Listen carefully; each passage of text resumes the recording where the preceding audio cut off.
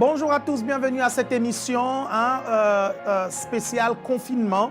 Je passe des moments agréables avec vous depuis ce confinement. On a commencé une série extremely important, super importante, ok? Attendez que je prépare les choses chez moi. Super, ok. C'est une série très importante sur la foi, parce qu'à pareil moment, il est vrai que vous devez développer votre foi.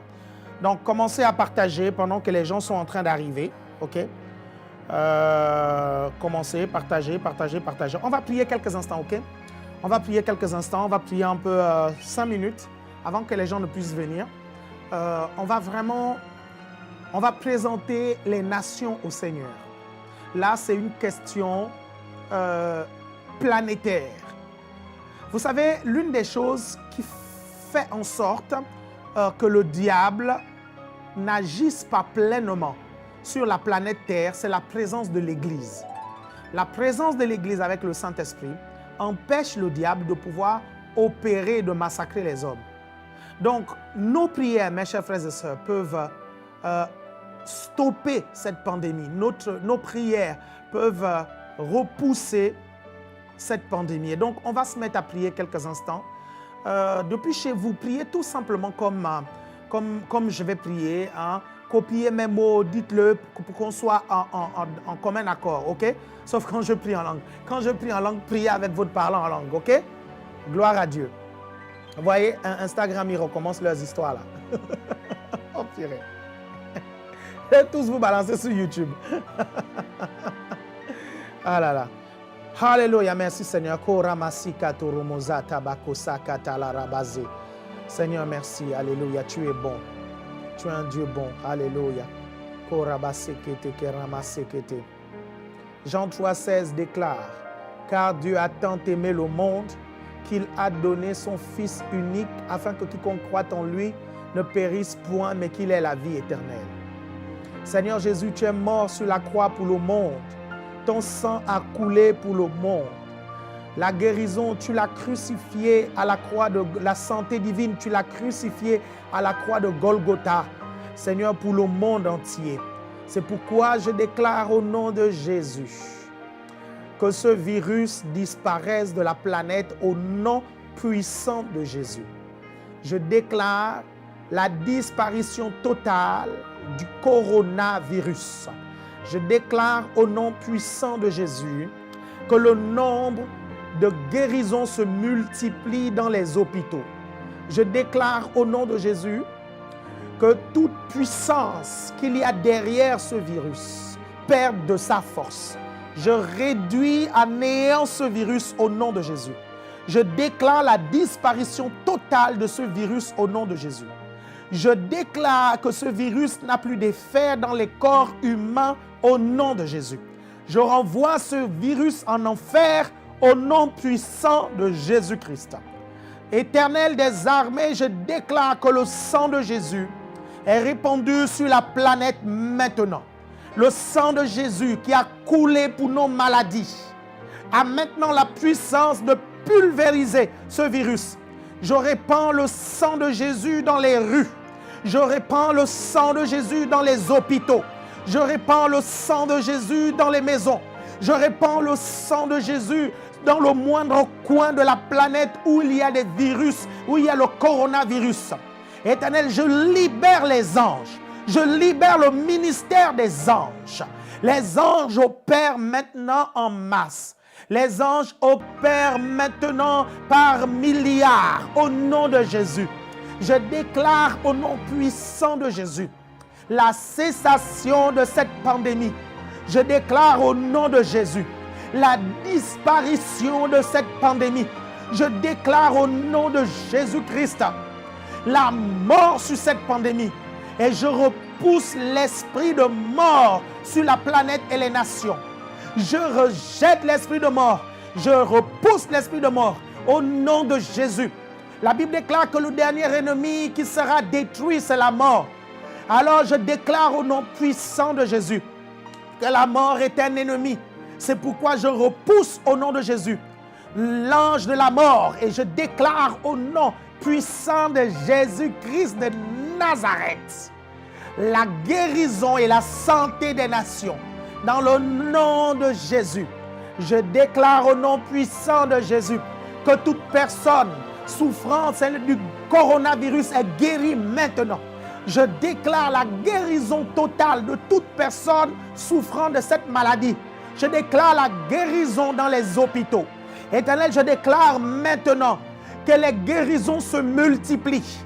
Que les guérisons se multiplient au nom puissant de Jésus. Que les guérisons se multiplient dans les hôpitaux. Seigneur, que les médecins soient même surpris du rétablissement total et que les plans de l'ennemi soient annulés, soient boycottés. Au nom puissant de Jésus, je déclare que les intérêts égoïstes qui veulent se manifester pendant cette crise sont dans la confusion maintenant.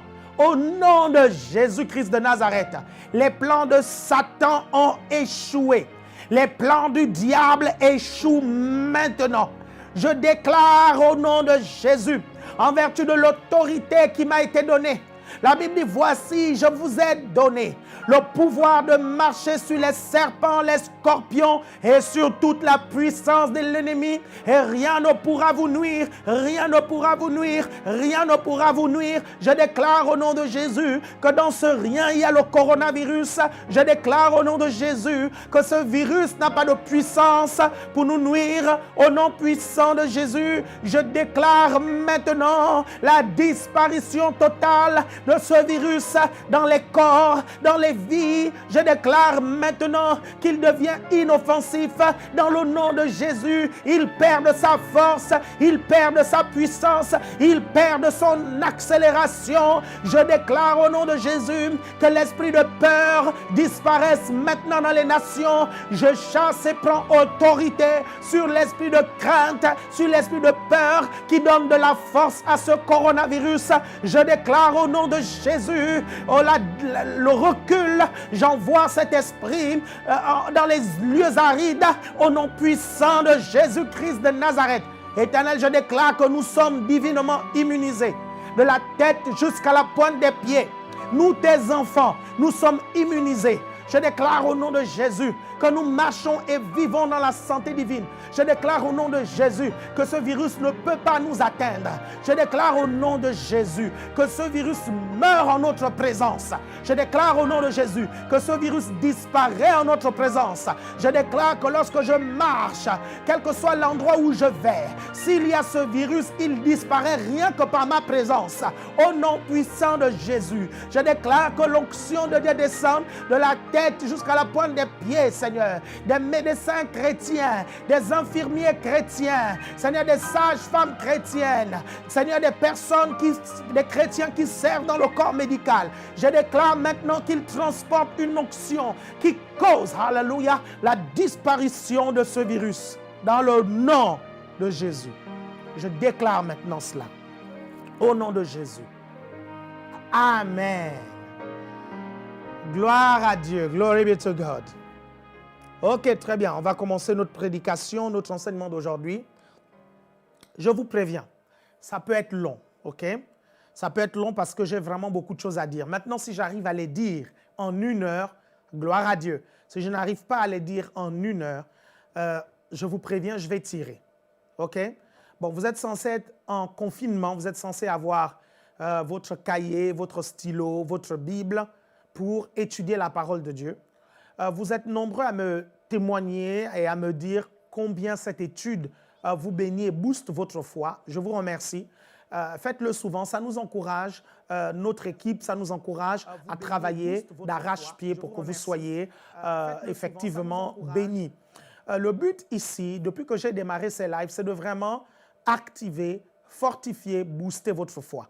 Pendant ces 3 jours, le titre de la série, c'est « Muscler votre foi ». 3 jours pour muscler votre foi. La semaine dernière, c'était 3 jours pour activer votre foi. Là, c'est 3 jours pour muscler votre foi. C'est extrêmement important. Rappelez-vous, ce qui est né de Dieu triomphe du monde. Et la victoire qui triomphe du monde, c'est notre foi. Et je vous ai dit que ce verset veut dire, ce qui est né de Dieu triomphe du monde et le moyen dont il triomphe du monde? C'est par la foi. La foi est extrêmement importante pour vivre victorieusement ici sur la terre. C'est dangereux de vivre sur la planète Terre sans avoir la foi. Vous pouvez être victime des aléas et des crises de la vie. C'est quand même incroyable, hein, parce qu'au mois de décembre, je me rappelle que nous étions dans le mois de l'action de grâce.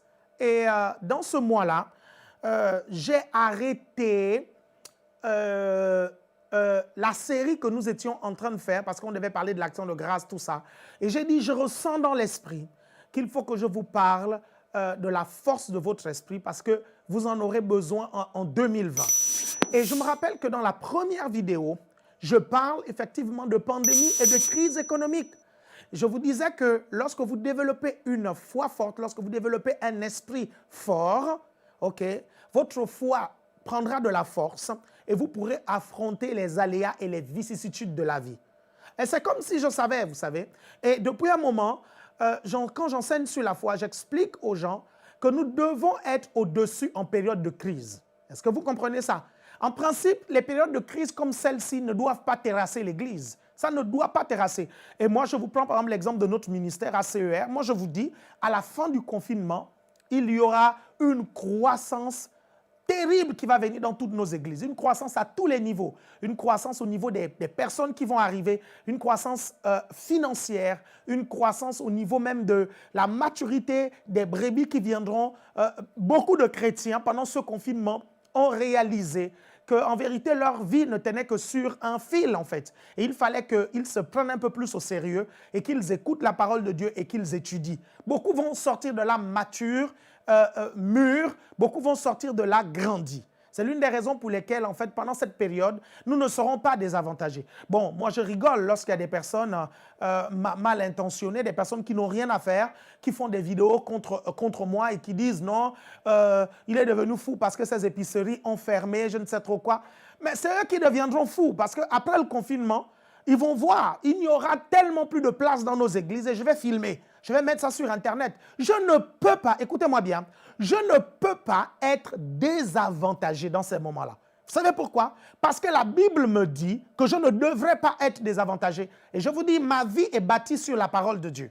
Ma foi est construite sur la parole de Dieu. Je ne peux pas, c'est impossible. Donc, tous ceux qui s'attendent à ce que nous puissions chuter, que nous puissions tomber, que nous puissions connaître une crise bizarre, machin, ils perdent leur temps, je vous assure. Ils perdent leur temps, c'est impossible. S'il y a des entreprises qui vont tomber, mes chers frères et sœurs, le royaume de Dieu auquel nous appartenons ne dépend pas du système de ce monde. Ça ne dépend pas du système de ce monde. Je ne dépends pas du système de ce monde. Et donc, les crises vont m'atteindre comment? Ça ne peut pas m'atteindre. Impossible, impossible. Donc, toutes les personnes qui font des vidéos contre moi par rapport à ça, ils perdent leur temps et je continuerai à prêcher la parole telle que Dieu me la donne. Donc, les gens peuvent faire ce qu'ils veulent. Je m'en tape, mais un point. Mais c'est violent. Mais c'est violent, mes chers frères et sœurs. Donc, ne vous inquiétez pas quand vous voyez des vidéos par-ci, par-là, sur moi, des personnes qui essayent de me... Ne vous embêtez même pas avec ça. Dieu va nous bénir, mais sauvagement. Mais ça va être sauvage. Et ces personnes-là vont encore perdre leur temps à parler. Je vous assure, laissez-les. OK? Gloire à Dieu. Donc, le titre de l'enseignement d'aujourd'hui, c'est le diagnostic de notre foi. Le diagnostic de notre foi. Le diagnostic de notre foi. OK, vous allez prendre 4 passages bibliques extrêmement importants. Vous prenez Habakkuk 2.4. Habakkuk 2.4. Et je vais lire. « Voici que son âme est enflée, elle n'est pas droite en lui, mais le juste vivra par sa foi. » Le juste vivra par sa foi. Habakkuk qui le dit. Romains 1.17 nous le redit. En effet, la justice de Dieu s'y révèle par la foi et pour la foi, selon qu'il est écrit, le juste vivra par la foi. Galates 3.11 nous dit, et que nul ne soit justifié devant Dieu par la loi, cela est évident puisqu'il est dit, le juste vivra par la foi. Hébreux 10.38 nous dit, et mon juste vivra par la foi. Mais s'il se retire, mon âme ne prend pas plaisir en lui. Et la suite dit, nous ne sommes pas de ceux qui se retirent pour se perdre. Est-ce que vous comprenez ça, bien-aimés? Vous voyez, il y a 4 versets bibliques qui nous répètent, qui nous disent, le juste vivra par la foi. Et le juste, c'est qui? Écoutez-moi bien, ne confondez pas la justification avec la sanctification. La sanctification est un processus, la justification est un état en fait. Et un état que le Seigneur Jésus a gagné à la croix de Golgotha. Quand le Seigneur est mort à la croix, vous comprenez, et il a crucifié le péché, il nous a justifiés. Justifié signifie non coupable, déclaré non coupable. En fait, le chrétien est appelé le juste. Est-ce que vous suivez? On ne parle pas là de vos imperfections. On ne parle pas là de votre processus de sanctification. On parle du fait que devant Dieu, vous êtes déclaré non coupable. Donc, quand la Bible dit « le juste vivra par la foi », je ne suis pas en train de dire « le parfait vivra par la foi ». Ok? Je suis en train de dire « si tu as cru en la parole de Dieu, tu as accepté Jésus et tu es chrétien, aujourd'hui, tu es appelé juste. » Donc, ces 4 versets bibliques parlent de toi. Le juste vivra par la foi. Et Dieu s'attend à ce que tu vives par la foi. Le Seigneur Jésus s'attend à ce que tu vives par la foi. Est-ce que vous comprenez ça? N'attendez pas d'être parfait pour pouvoir vivre par la foi. Ok? Et Dieu ne s'attend pas à ce que nous soyons parfaits pour que notre foi fonctionne correctement. Est-ce que vous arrivez à comprendre ça? Ou que nous puissions utiliser notre foi? Je suis totalement d'accord. On est dans un processus de sanctification où nous devons abandonner des choses qui peuvent, on l'a vu la semaine dernière, porter préjudice à notre foi, qui peuvent affecter notre foi. Mais c'est important que vous ne puissiez pas faire dépendre le fonctionnement de votre foi à votre perfection. Est-ce que vous suivez? Vous êtes en train de grandir en maturité. Au fur et à mesure que vous progressez, il y a des choses, bien sûr, que vous allez laisser tomber. Est-ce que vous êtes toujours avec moi, mes chers frères et sœurs? Est-ce que vous avez commencé à partager le direct? Est-ce que vous avez commencé à le mettre sur vos WhatsApp, sur vos Instagram, sur vos Facebook, partout, sur Snapchat, je ne sais trop quel réseau encore est né tout dernièrement, mais partagez pour que le maximum de personnes puissent être bénies par ce message. OK? Donc, ça, c'est ce que je vous dis depuis que je fais ces lives-là. Et j'essaie de vous interpeller. OK? Ceux qui me regardent sur Instagram, à un moment donné, si ça coupe, allez sur YouTube où on va essayer de relancer. Mais là, on est vraiment sur YouTube en direct et on est nombreux sur YouTube. Gloire à Dieu. Et on sera plus nombreux que ça. Je prie pour que ça double. OK? Donc, ça, c'est important que vous compreniez ça. Vous n'avez pas le choix. Vous devez vivre par la foi. Écoutez-moi bien. Il y a 2 systèmes. Il y a le système de ce monde et il y a le système de Dieu. Il y a le système économique de ce monde. Le système économique de Dieu, c'est par la foi. Beaucoup de gens pensent que la foi est aléatoire. La foi n'est pas aléatoire. Il n'y a rien de plus exact, de plus juste, de plus fiable, de plus précis que la foi. Est-ce que vous comprenez? Le problème, c'est que beaucoup de chrétiens ne comprennent pas c'est quoi la foi.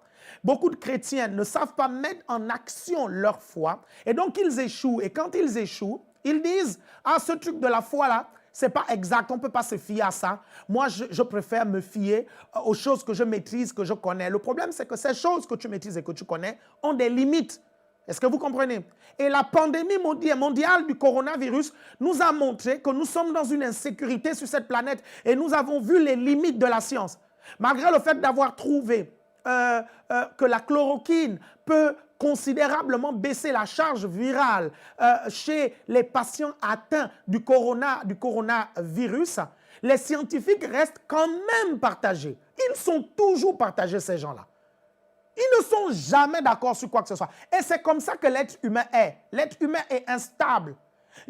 Notre Seigneur nous a dit malheur à l'homme qui se confie en l'homme. Malheur à l'homme qui met sa foi en l'homme. Si votre foi est basée sur la science et sur les découvertes des hommes, vous allez être soumis aux aléas des hommes. Mais si votre foi est basée sur la parole de Dieu, la Bible dit que celui qui bâtit sa vie sur la parole de Dieu, celui qui écoute mes paroles et les met en pratique est comme un homme qui a bâti sa maison sur le roc. C'est-à-dire que ta maison est stable, ta vie est stable, ta foi est stable. Et en principe, la foi marche toujours et toujours. Si votre foi ne marche pas, mes chers frères et sœurs, écoutez l'enseignement que je vais vous donner là maintenant. C'est extrêmement important. Je vous assure, l'univers tient à cause de la foi. L'une des raisons pour lesquelles les planètes sont situées là où elles sont, vous suivez ça? C'est à cause de la foi. C'est à cause de ce que Dieu dit. Est-ce que vous comprenez? Dieu parle et tout se soumet en fait à la parole de Dieu et à la foi de Dieu. Ça, c'est Hébreux chapitre 1, le verset 3 qui nous le dit. Il soutient toutes choses par sa parole puissante. Il soutient toutes choses par ses rémas. Et la foi vient de ce qu'on entend. Et ce qu'on entend vient des rémas. Je ne sais pas si vous me suivez bien, mais j'ai vraiment envie de vous aider. Je vous assure, hein, Dieu connaît mon cœur. Hein. Je veux vraiment, vraiment vous aider. Et je vous le redis, j'aurais pu tranquillement rester chez moi, à me confiner, lire ma Bible, passer des bons moments dans la présence de Dieu, kiffer la présence de Dieu. Vous comprenez? Je vous assure. Mais j'ai vu que beaucoup d'entre vous, vous aviez besoin d'entendre ce que je vais vous dire. C'est l'une des raisons pour lesquelles. L'une des premières choses à faire quand on parle du sujet de la foi, c'est être honnête et faire un diagnostic. La foi marche toujours. Jésus a dit, dans Marc 11, 23, à partir du verset 22, la Bible dit « Ayez foi en Dieu. Si quelqu'un dit à cette montagne, ôte-toi de là et jette-toi dans la mer, et s'il ne doute point en son cœur, mais croit que ce qu'il dit arrive, il le verra s'accomplir. » Et il dit, « Tout ce que vous demanderez en priant, croyez que vous l'avez reçu, et cela vous sera accordé. » Il le dit. Dieu n'est pas un menteur. Les paroles de Dieu sont sûres, mes chers frères et sœurs. C'est à nous de nous fier à Dieu et de développer notre foi. Donc, si Dieu dit qu'on peut déplacer des montagnes, si Dieu dit que lorsque nous déclarons, par exemple tout à l'heure, on a déclaré la disparition totale du coronavirus, il dit que si nous ne doutons pas, nous ne chancelons pas, nous allons voir cela accomplir. À partir de ce moment, nous devons alors nous remettre en question. Pourquoi, pendant toutes ces années de notre vie chrétienne, on a déclaré des choses, ça n'a pas marché, on a peut-être dit des choses, on a peut-être prié, ça n'a pas marché. Le problème, ce n'est pas la parole de Dieu, le problème, c'est notre foi. Le chrétien aujourd'hui n'est pas honnête en ce qui concerne la foi. Il n'est pas honnête du tout, en fait. Et c'est important que vous fassiez un diagnostic de votre foi. Et on va voir dans les jours qui viennent comment certaines personnes n'étaient pas dans la foi, ils étaient dans la prétention. Certaines personnes n'étaient pas dans la foi, ils étaient dans la folie. On va voir ça et c'est l'une des raisons pour lesquelles ça n'a pas marché chez certaines personnes. D'autres personnes ont eu des difficultés à faire fonctionner leur foi. C'est parce que leur foi était petite. Et on va voir ça en fait, comment développer la foi. C'est pour ça que je vous ai dit que l'étude peut être vraiment longue, mais je veux tout vous donner aujourd'hui parce que demain, il y a autre chose à voir. Donc, il n'y aura pas le temps de pouvoir reporter des choses d'aujourd'hui à demain. Est-ce que vous comprenez ça? Vous arrivez à me suivre, mes chers frères et sœurs? Donc, faisons d'abord un diagnostic, faisons une analyse. Quelles sont les choses qu'on a demandées à Dieu, on ne les a pas vues arriver? Qu'est-ce qu'on a déclaré quand on a mis notre foi en action? Qu'est-ce qu'on n'a pas vu voir s'accomplir? Et qui a créé le doute? Et qui a sémé le doute? Et qui nous a fait croire que la foi, ce n'était pas sûr. Que ce qui était sûr, c'était la science. Ce qui était sûr, c'était notre intelligence et nos propres méthodes et non les méthodes de Dieu. Est-ce que vous êtes toujours avec moi? Donc, c'est important de savoir, grand 1, il faut connaître là où on est dans la foi, dans un domaine. Grand 1, il faut connaître là où on est dans la foi, dans un domaine. Et vous devez être honnête. Et je vais vous montrer et je vais vous expliquer comment faire ce diagnostic. Est-ce que vous comprenez? Premièrement, je vais vous montrer. Il faut connaître là où on est dans la foi, dans un domaine. OK? Donc, je vous ai dit, la foi, c'est quelque chose de réel. Je vous ai dit, il ne faut pas avoir des prétentions excessives à notre foi. Ça, c'est Romains, chapitre 12, verset 3 qui nous le dit. Et je vous ai dit aussi, non, je ne vous ai pas encore dit, voilà. Et ça, c'est l'un des gros problèmes des chrétiens. En fait, ce que j'ai développé tout à l'heure, c'était déjà dans le grand 1. J'ai oublié juste de vous annoncer le grand 1. Il faut connaître là où on est dans la foi, OK? OK, donc là, on est dans le grand 1. Je vous ai déjà dit certaines choses dans le grand 1. Je vais compléter ce que je vous ai dit. C'est important déjà que vous compreniez que la foi a des domaines. La foi a des domaines. Vous pouvez avoir la foi en la santé divine et ne pas avoir la foi en la prospérité. Vous allez me dire, mais c'est la même foi. Non, non, ce n'est pas les mêmes domaines. Ce n'est pas du tout les mêmes domaines. La technique, je ne sais pas si JS a pu vous préparer les schémas des hommes musclés. Vous ne les avez pas? OK. Sinon, je vous aurais montré un schéma que j'ai vu dans mon esprit. Demain, certainement, il sera prêt. Je vous le montrerai demain, sauf si en cours de live, il est prêt. Donc, la foi a des domaines. c'est important que vous compreniez que vous pouvez avoir la foi en la santé divine et ne pas avoir la foi en la prospérité. Vous pouvez avoir la foi en la prospérité et ne pas avoir la foi en la santé divine. Vous pouvez même avoir la foi en la manifestation rapide de la présence de Dieu et ne pas avoir la foi dans d'autres domaines. Est-ce que vous suivez? On voit des personnes qui ont la foi même en la croissance de l'Église, en la croissance de leur réseau, ok, mais ils n'ont pas la foi en la santé divine, ils n'ont pas la foi en la prospérité.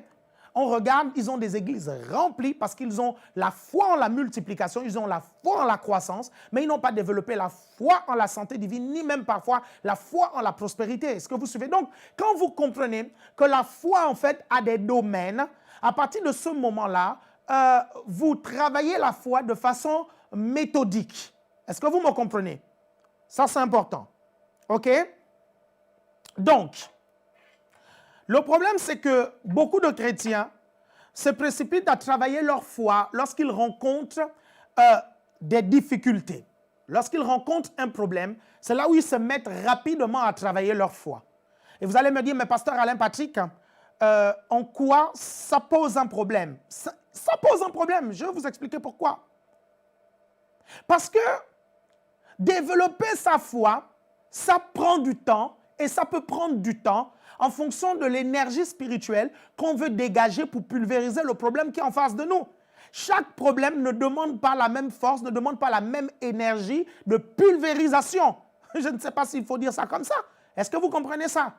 Il y a des maladies qui vont demander une foi qui est plus élevée que d'autres. Bien sûr que les petits maux de ventre vont demander moins de foi qu'un cancer. Est-ce que vous suivez? Donc, il faut une énergie spirituelle plus grande. Et parfois, pour libérer cette énergie spirituelle, il faut le temps de la développer. Donc, la foi prend du temps. C'est l'une des raisons pour lesquelles il y a certaines personnes qui sont tombées gravement malades et le médecin leur a donné un verdict. Le médecin leur a dit, il te reste 2 mois à vivre. Ils ont commencé à lire des versets bibliques, faire, mais en 2 mois, ils n'ont pas pu développer leur foi. Ils sont morts. Et le problème, c'est que les personnes autour d'elle qui priaient avec elle et qui priaient pour elle n'avaient pas aussi la foi aussi développée pour pouvoir déplacer ce problème. Est-ce que vous suivez? Et les églises se retrouvent dans la confusion, des groupes de chrétiens se retrouvent dans la confusion, ils se disent, mais nous avons cru en la parole de Dieu. Pourquoi ça n'a pas marché? Votre foi n'était pas assez développée. Et je vais vous le montrer dans les Écritures, mes chers frères et sœurs. Blaguez pas avec ça. C'est l'une des raisons pour lesquelles vous devez connaître votre destinée. C'est l'une des raisons pour lesquelles vous ne devez pas écouter une prédication juste parce que vous êtes en train de vivre ce problème-là. Et là, je parle beaucoup aux chrétiens de notre assemblée, de nos églises aujourd'hui. Vous écoutez une prédication, parfois, on ne parle pas de votre problème, vous décrochez. Vous dites, non, là, il n'a pas parlé de mon problème de fiancé. Là, il n'a pas parlé de mon problème de loyer. Là, il n'a pas parlé de mon problème de maladie. Là, il n'a pas parlé de mon problème de machin. Donc, cette prédication-là ne me concernait pas. Il n'est pas dit que tu ne rencontreras pas ce problème-là. Quand Dieu permet que tu écoutes une prédication ou un enseignement, c'est parce qu'il sait que tu vas rencontrer ce problème-là dans le futur, ou il sait que tu vas rencontrer des personnes qui rencontreront ce problème-là dans le futur. Donc, c'est important que tu développes ta foi contre ce problème-là. Et c'est là où c'est important de connaître son avenir. Parce que quand vous connaissez votre futur, vous pouvez développer votre foi en fonction des domaines de votre avenir et de votre futur.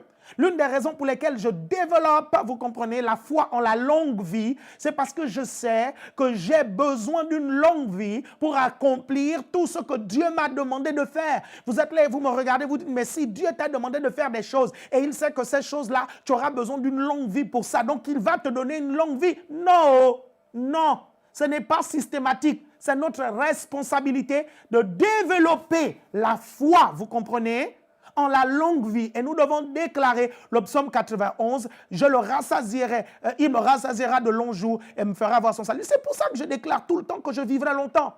Je vivrai longtemps, je vous assure, en bonne santé. Je vivrai longtemps prospère. Je vivrai longtemps, mes chers frères et sœurs, avec de l'impact sur la planète Terre. Je le confesse tout le temps, tout le temps, tout le temps. Et j'ai la foi pour ça.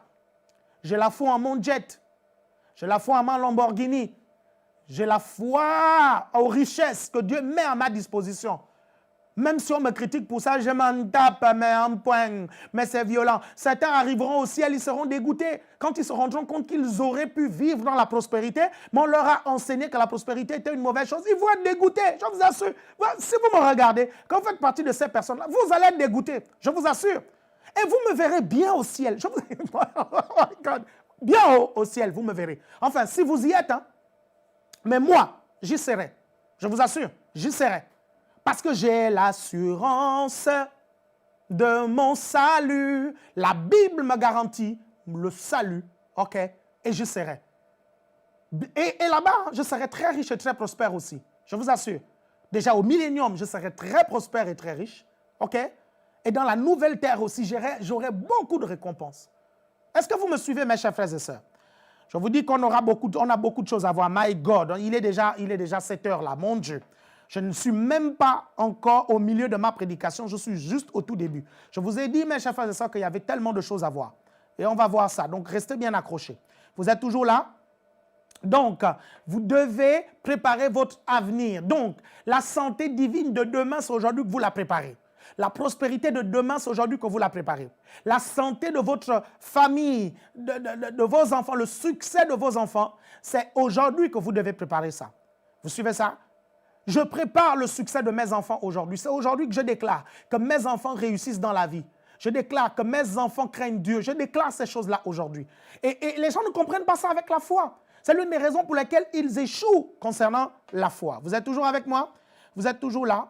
Ok, très bien. Grand 2, comprenez que la foi est un muscle. Comprenez que la foi est comme un muscle.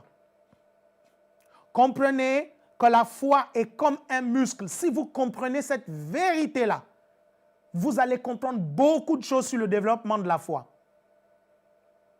Regardez, vous allez à l'hôpital et le médecin dit vous êtes en surpoids, il faut à tout prix que vous puissiez perdre, je ne sais pas, il dit il faut que vous perdiez à tout prix 50 kilos, sinon dans un mois vous mourrez. C'est impossible, dites au médecin c'est bon, signe déjà mon arrêt de mort. C'est impossible, écoutez-moi bien, impossible, à moins d'un miracle, impossible que vous perdiez 50 kilos en un mois. Est-ce que vous arrivez à comprendre ça? Impossible, c'est pas possible. 50 kilos en un mois, vous allez perdre ça comment?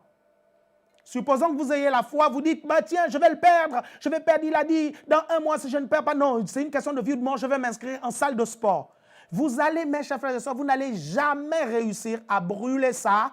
En un mois, vous n'allez jamais réussir à soulever des haltères déjà qui vont vous permettre de pouvoir déjà muscler vos biceps correctement le jour même où vous allez.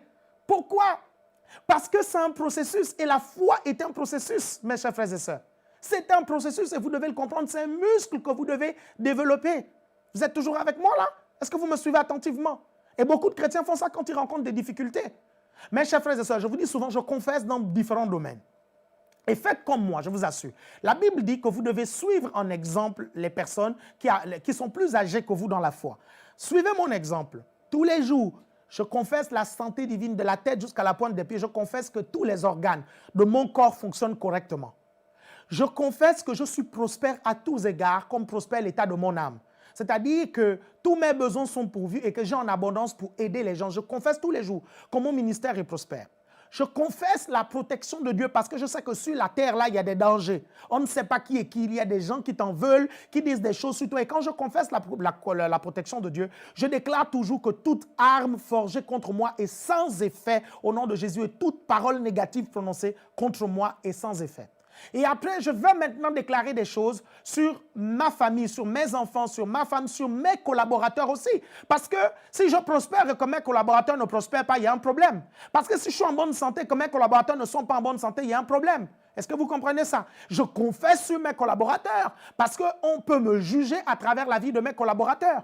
Et après, je confesse sur les membres de notre église. Je le fais tout le temps quand je prie, mes chers frères et sœurs. Ça me prend au moins 10-15 minutes par jour pour le faire. Tout le temps, tout le temps, tout le temps, tout le temps. Est-ce que vous me suivez, mes chers frères et sœurs? Et je le fais tout le temps. Et je confesse le succès, que tout ce que je fais réussit.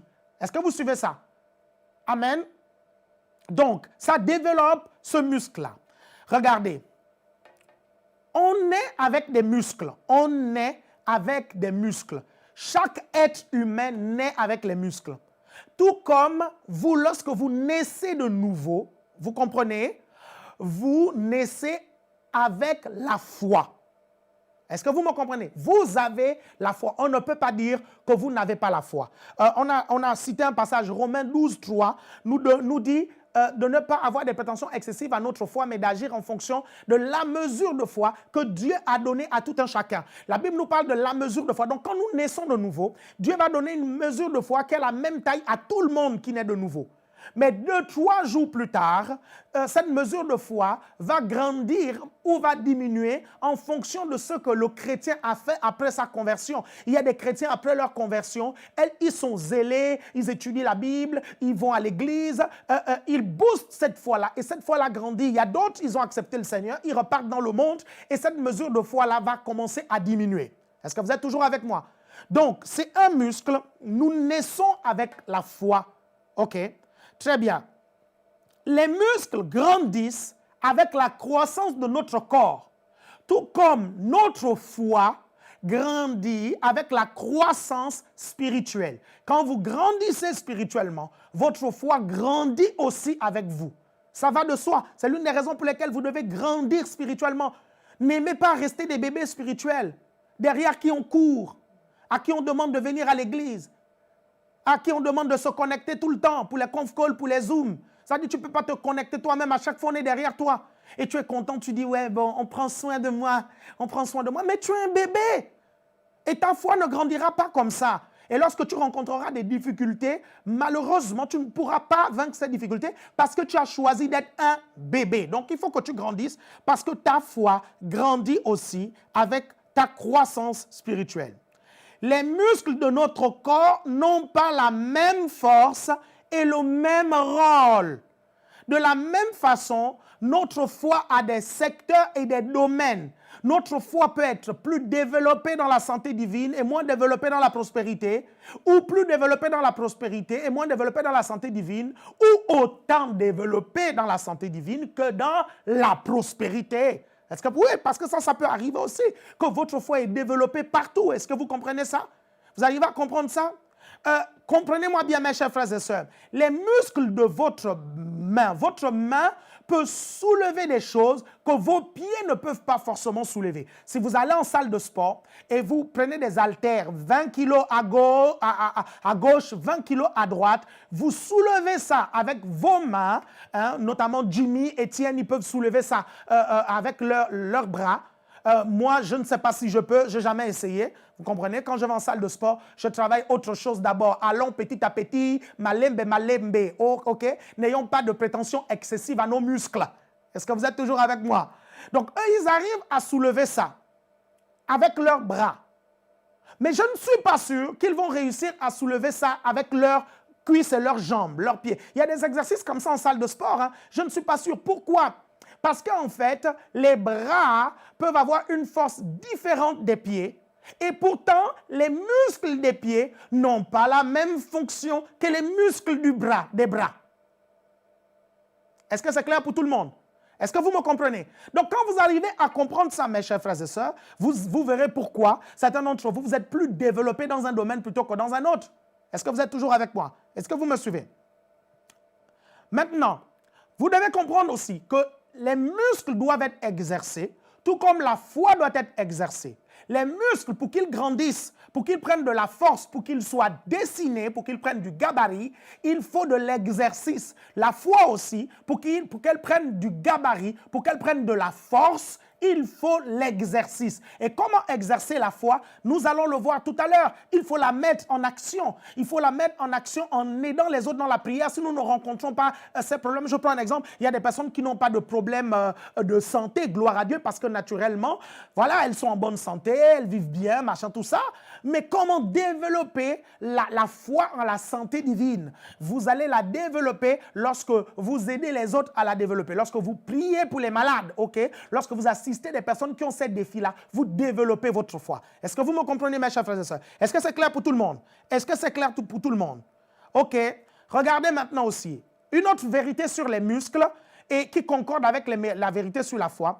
Les muscles peuvent être gros, mais si on n'a pas mangé pendant des jours, ils restent gros, mais on n'aura pas de force pour soulever ce qu'on soulevait d'habitude. Est-ce que vous comprenez ça? Un muscle peut être gros, il peut être balèze, il peut avoir un potentiel parce qu'il a été développé, parce qu'avant, il soulevait des trucs. Mais si pendant 3 jours, ok, je vais prendre l'exemple de Jimmy et d'Étienne, parce que ce sont les personnes les plus costauds que je connais ici, ok? Si Jimmy et Étienne bastonnent 4 jours sans manger, ok, les muscles d'Étienne ne vont pas diminuer tout de suite. Les muscles de Jimmy ne vont pas diminuer tout de suite. Par contre, 4 jours sans manger, vous aurez du mal à me faire croire qu'ils réussiront à soulever les poids qu'ils réussissaient à soulever une semaine avant. Le muscle est là, il y a du gabarit, mais il n'y a pas de force dans le muscle. Il n'y a pas d'énergie dans le muscle. C'est comme ça avec la foi. Et on va voir tout à l'heure que l'un des états de la foi, c'est avoir une grande foi, c'est avoir un grand gabarit. Mais si cette foi est grande et faible, c'est-à-dire si elle n'a pas de force, vous suivez, elle ne pourra pas soulever quoi que ce soit. Vous êtes toujours avec moi? Est-ce que vous me suivez? Donc, quand vous arrivez à comprendre en fait je ne sais pas si c'est une dichotomie, c'est pas cette comparaison, non, c'est mieux. Cette comparaison entre le muscle et la foi, mes chers frères et sœurs, vous travaillerez mieux votre foi comme ça. Amen. Gloire à Dieu. Ça va pour tout le monde? Est-ce que ça va pour vous? C'est clair, mes chers frères et sœurs? Ok, grand 3. Comment faire un diagnostic? Concrètement, faire un diagnostic des domaines où notre foi est développée ou pas. Et comment le faire? Je vous ai parlé de diagnostic tout à l'heure. Maintenant, comment le faire? Ok, le diagnostic, c'est un mot qu'on utilise à l'hôpital pour pouvoir déterminer si vous êtes malade ou pas. Et si vous êtes malade, quel type de maladie vous avez. Et à partir de ce moment, on peut vous administrer la cure nécessaire, le médicament nécessaire pour pouvoir vous guérir. Est-ce que vous me suivez? Par exemple, quelqu'un arrive, il va commencer à décrire ce qu'il a, les symptômes qu'il a, et le médecin va conclure, non, tu as une simple grippe, ou il dira, non, tu as le coronavirus, ou il dira, non, tu as tout simplement une rhinopharyngite, par exemple. Pourquoi? Parce qu'il y a des symptômes qui sont là, parce qu'il y a des caractéristiques qui sont là pour pouvoir déterminer. Donc, comment concrètement faire le diagnostic de sa foi? Je vais vous le dire maintenant.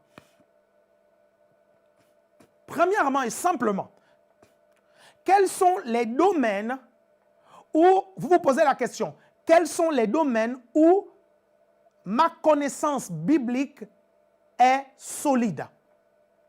Première question que vous vous posez. Est-ce que vous avez des éléments suffisants sur la santé divine? Est-ce que vous avez des connaissances sur la santé divine? Parce que rappelez-vous de ce que la Bible dit, mon peuple périt parce qu'il lui manque la connaissance. OK? Est-ce que vous avez des connaissances? La connaissance est importante pour développer la foi. Est-ce que vous avez la connaissance dans ce domaine? Est-ce que vous avez suffisamment de connaissances dans le domaine de la prospérité? Est-ce que vous suivez ça? Est-ce que vous avez suffisamment de connaissances dans le domaine de la croissance d'un GR? Est-ce que vous avez suffisamment de connaissances dans le domaine où vous voulez manifester votre foi? Ça, c'est la première question que vous vous posez. Si vous sentez vraiment que vous êtes ignorant, vous sentez que vous avez des lacunes, vous sentez que vous n'avez même pas les bases, à partir de ce moment-là, je vous assure, votre foi sera défaillante. Il y aura des problèmes avec votre foi. Est-ce que vous êtes toujours avec moi? Donc, c'est important de faire une analyse générale. Quelle est votre connaissance sur le sujet de la foi en général? Si vous avez des lacunes dans ce domaine, vous repartez aux études que j'ai faites la semaine dernière pour pouvoir réajuster, ok, et pouvoir combler vos lacunes. Quelles sont vos connaissances sur la santé divine et la guérison? Est-ce que vous connaissez quand même des versets bibliques? Combien de versets bibliques vous connaissez sur la guérison divine et la santé divine? Combien? Ok? Parce que ça, c'est important. Votre autorité sur les démons. Combien de versets bibliques vous connaissez? Est-ce que vous maîtrisez cet enseignement? Est-ce que vous le comprenez? Votre autorité sur les démons. Est-ce que vous arrivez à correctement assimiler cet enseignement? La prospérité, le succès, etc., etc. Ça, c'est la première question que vous vous posez pour pouvoir faire un diagnostic. Et soyez honnête avec vous-même, hein, parce qu'on ne peut pas mentir avec la foi. Hein. Quand vous avez un défi là, c'est là où on voit si la foi fonctionne ou pas. Il y a le coronavirus là. On va voir qui a la foi et qui n'a pas la foi. Hein. Vous comprenez ça? Donc, c'est important. Deuxième question que vous pouvez vous poser pour faire un diagnostic, ai-je l'assurance d'obtenir des résultats dans ce domaine? Est-ce que si je rencontre un défi lié à ce domaine, je sens dans mon esprit, j'ai l'assurance que je vais pouvoir le faire? Regardez, je vais vous prendre un exemple très, très simple. Très, très, très simple. OK. Rachel m'écoute maintenant. Je vais poser la question à Rachel. Enfin, je prie qu'il puisse m'écouter. Je pose la question à Rachel. Je dis, Rachel, là maintenant, à la reprise, je vais demander qu'on joue le chant qui dit chasing after you. OK, c'est ça? Ou chasing after you. Je te recherche, Seigneur. Je suis prêt à me sacrifier. Car comment on dit encore ça? Car je désire, ouais c'est ça, plus de toi. Voilà ce chant-là, ok? Ok, à la batterie, tu dois le jouer. Si je dis, quand on va finir le confinement, Rachel, on va le jouer. Qu'est-ce que tu ressens actuellement? Est-ce que tu es zen? Tu dis, facile. Dans ce cas, tu as l'assurance. Ou est-ce que tu commences à stresser? Tu dis, my God. Ça veut dire alors qu'il y a un problème. Tu ne le maîtrises pas. Ça veut dire alors que tu ne l'as pas assez travaillé. Est-ce que vous me comprenez? C'est si simple que ça. C'est si simple que ça. Si vous avez l'assurance que ça va bien se passer. Je ne parle pas du doute, par exemple. Genre, il y a un doute qui va venir, qui va dire, tu es sûr que tu ne vas pas te craquer. Mais en fait, votre assurance doit toujours crier plus fort que votre doute. Votre assurance doit toujours crier plus fort que votre peur pour que votre foi puisse correctement fonctionner. Je ne sais pas si vous me suivez, mes chers frères et sœurs.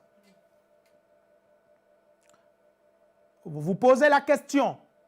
L'autre question que vous vous posez pour faire le diagnostic. Parce que même à l'hôpital, hein, c'est comme ça que les médecins font. Ils se posent des questions et puis ils éliminent des pistes. Nous suivons tous Dr House. Hein, OK? Nous avons tous suivi ça. Ils se posent des questions et ils éliminent les pistes pour pouvoir faire un diagnostic clair. Donc, vous dites, vous posez une autre question. Ai-je des résultats dans ce domaine ou pas? Est-ce que j'ai des résultats? Si tu as des résultats dans ce domaine, c'est que ta foi est développée. Si tu as des résultats de temps en temps dans ce domaine, c'est que ta foi n'est pas maîtrisée dans ce domaine. Okay? Elle n'est pas correctement développée. Je vais vous expliquer ce qui fait ça, ce qui peut faire ça tout à l'heure. Vous êtes toujours avec moi? Est-ce que vous me suivez attentivement? Je vous ai dit que vraiment ça va être long, donc préparez-vous. OK? C'est tout à votre bénéfice. Hein? C'est vraiment tout à votre bénéfice. Mais vraiment, vraiment, vraiment. Je vous assure. Parce qu'aujourd'hui, là, on dit comme Mayombo. Tu vois les retombées? Est-ce que vous voyez les retombées? Il y a les retombées de ceux qui n'ont pas la foi. Les retombées. Regardez maintenant, quand on parle des résultats dans ce domaine, il faut comprendre qu'il y a des moments où vous êtes en train de développer votre foi, vous la mettez en action et vous attendez les résultats. Je ne parle pas de ça en fait. Votre foi est là, vous avez l'assurance, vous n'avez pas le doute, mais vous attendez les résultats. Je vais prendre l'exemple. Quand le Seigneur va maudire le figuier, il va parler au figuier, ok? C'est le soir, il va parler au figuier le matin environ. C'est le soir que les disciples se sont aperçus que le figuier avait séché. Entre-temps, il y a eu un processus. Donc, l'heure qui suivait, ils ne voyaient pas à l'œil nu que le figuier était en train de sécher. Donc, ils ne pouvaient pas dire « Ah, Jésus, ta foi ne fonctionne pas. » OK? C'est quand le processus est arrivé à son terme qu'ils ont pu voir. Donc, ce n'est pas de ça dont je suis en train de parler. Je parle de à chaque fois que tu mets ta foi en action dans le domaine, ça ne marche jamais. OK? Ça veut dire que tu n'as pas la foi dans ce domaine. Est-ce que vous comprenez? Vous pouvez avoir la foi dans un domaine qui est en pleine manifestation.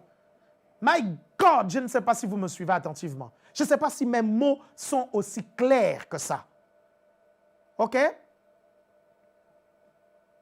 Maintenant, l'autre question que vous vous posez pour faire le diagnostic, c'est vous prenez votre peur dans un domaine et votre assurance dans ce domaine-là. Qu'est-ce qui crie plus? Est-ce que votre assurance, votre foi crie plus, vous la ressentez plus que votre peur ou vos doutes? Non, mais ça, je vous assure, hein, ça, on ne peut pas se mentir. Quand ton stress, ta peur prend le dessus sur ta foi, sur ton assurance, ça, la foi ne va pas correctement fonctionner. Il faut que l'assurance soit au-dessus de la peur pour que l'assurance puisse faire taire la peur, puisse faire taire le questionnement. Est-ce que vous comprenez? Et je vais vous donner les clés tout à l'heure pour réussir à faire ça. Donc, Si tes peurs sont plus élevées que ton assurance, ça veut dire que ta foi dans le domaine n'est pas développée, ta foi est malade. Je ne dis pas qu'elle est inexistante, je dis qu'elle est malade. Elle est soit faible pour une raison ou une autre, elle est soit petite ou elle est infectée, je vous assure. Vous êtes toujours avec moi? OK, glory be to God. J'espère que je vous ai aidé. Posez-vous ces questions-là. Si vous êtes honnête à chaque fois que vous avez un défi, un problème, vous vous posez ces questions-là. À partir de ce moment-là, quand vous faites un diagnostic clair, vous allez commencer alors à étudier de façon méthodique pour pouvoir développer votre foi. OK? Amen. Vous êtes toujours avec moi? Et c'est là où, en fait, on se rend compte que la foi a alors 4 états. La foi a 4 états. Et on va étudier ces états-là. Et c'est là où je vais vous donner la cure. Si votre foi est malade, que faut-il faire? Si votre foi est faible, que faut-il faire pour pouvoir la fortifier? OK? Là, on va entrer maintenant un peu plus dans le cœur du sujet. J'aimerais que vous puissiez partager davantage. C'est important qu'on soit plus nombreux que ça. OK? Partagez. Gloire à Dieu. Regardez. Vous prenez Romains, chapitre 4, du verset 16 au verset 22. Et on va lire. Romains, chapitre 4, du verset 16 au verset 22. Romains, chapitre 4, du verset 16 au verset 22. Romains, chapitre 4, du verset 16 au verset 22.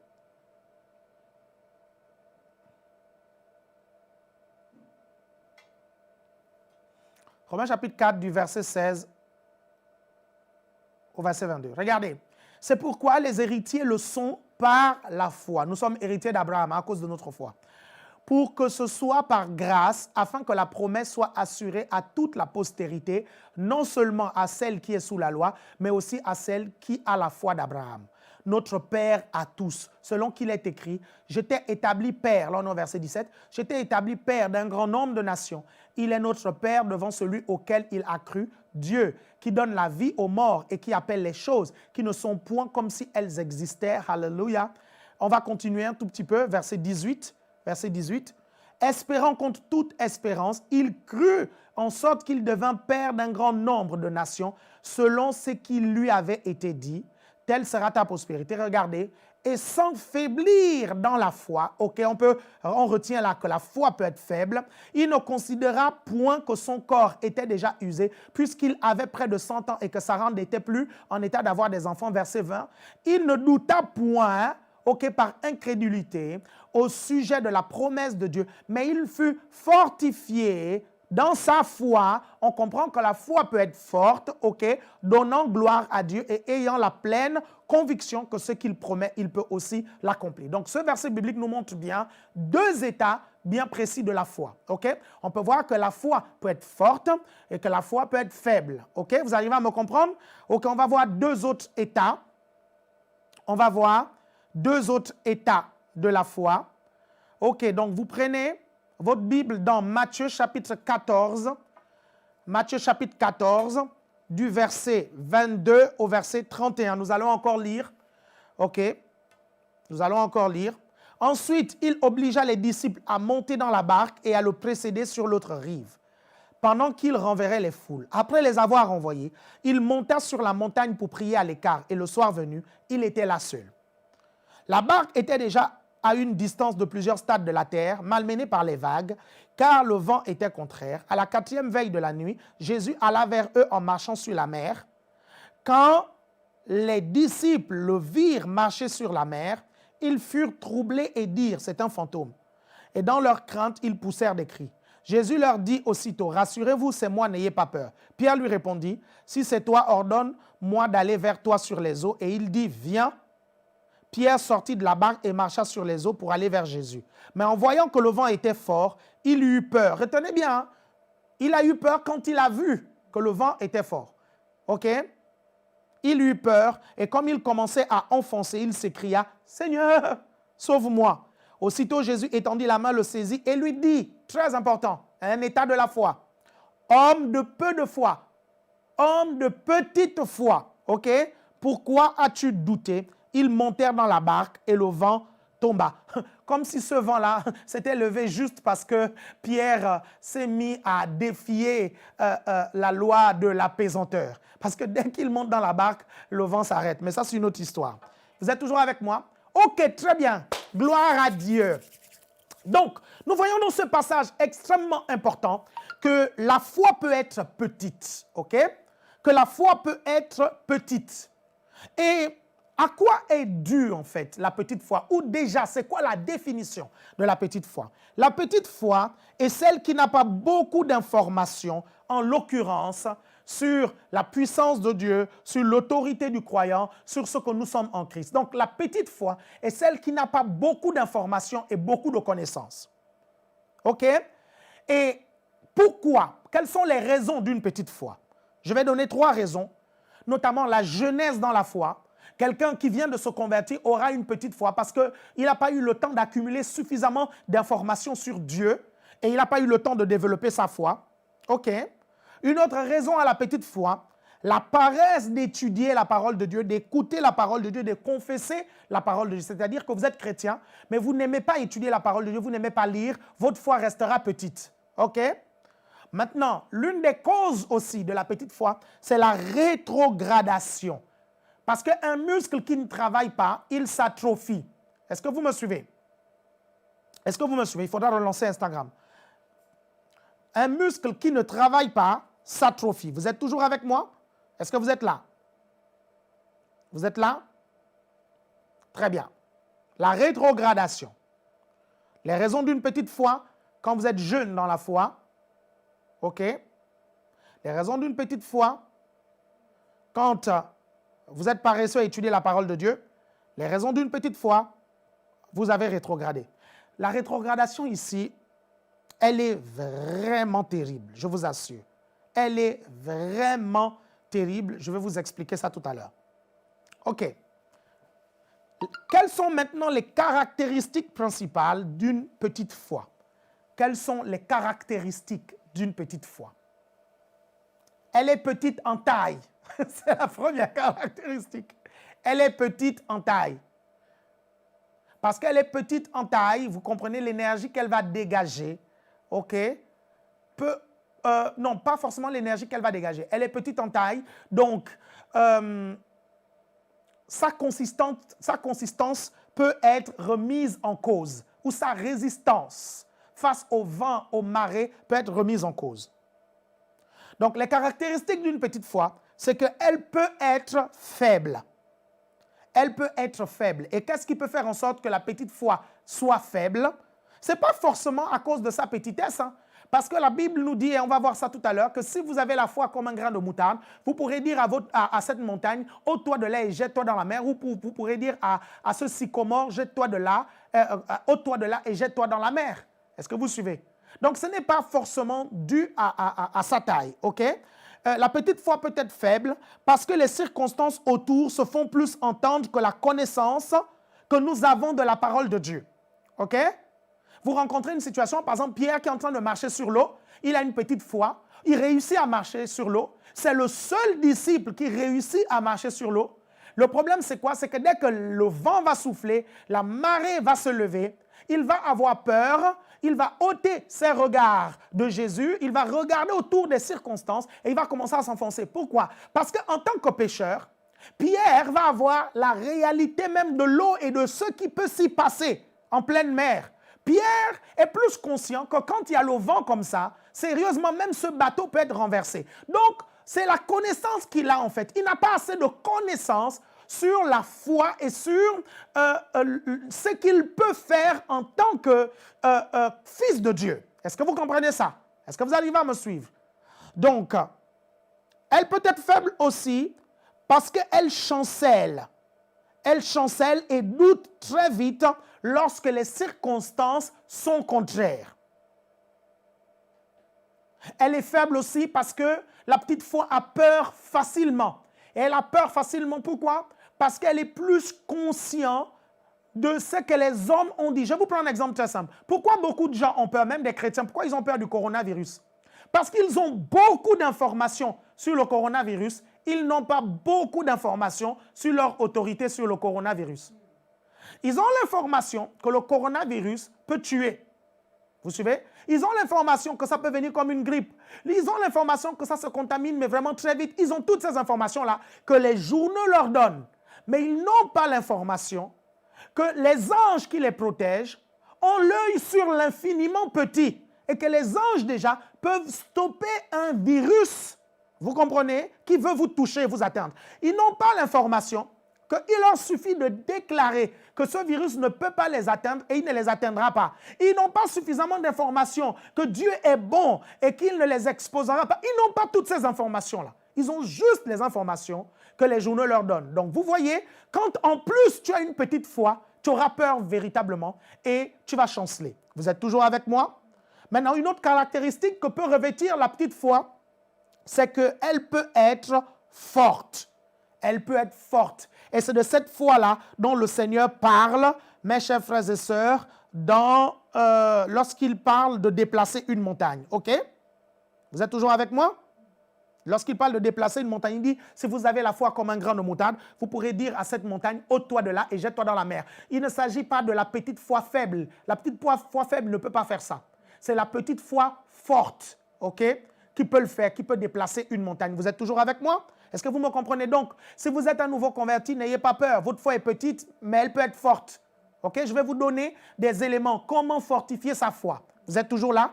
Comment développer sa petite foi? Parce que, rappelez-vous, il y a le diagnostic, il y a les caractéristiques maintenant de la maladie, et après, il y a les médicaments, la cure. Et je vais vous donner la cure. OK?